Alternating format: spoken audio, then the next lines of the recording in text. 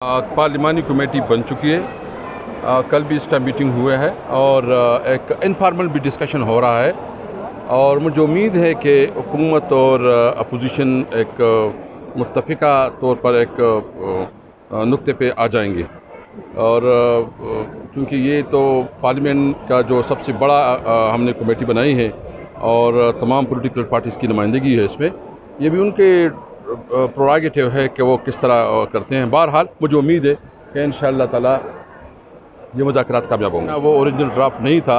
हुकूमत का बिल्कुल ये मौक़िफ़ नहीं है कि चेयरमैन ने को या उसके कानून में तब्दीली ला जाए कि उसको एक्सटेंशन दिया जाए। वो ड्राफ्ट ओरिजिनल गवर्नमेंट का नहीं था, वो कहीं आगे पीछे से आया हुआ था।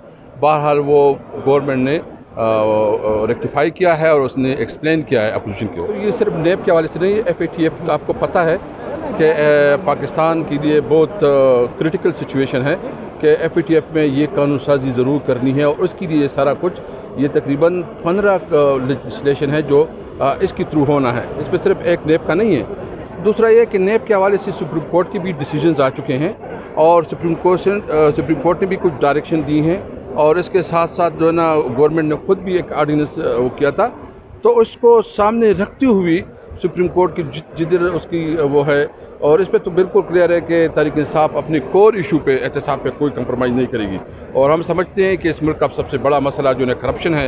जब तक करप्शन का ख़ात्मा ना हो तो उस वक्त तक जो है मुल्क आगे नहीं बढ़ सकता। हम ये ज़रूर कहते हैं कि इंसाफ हो और सरेआम हो।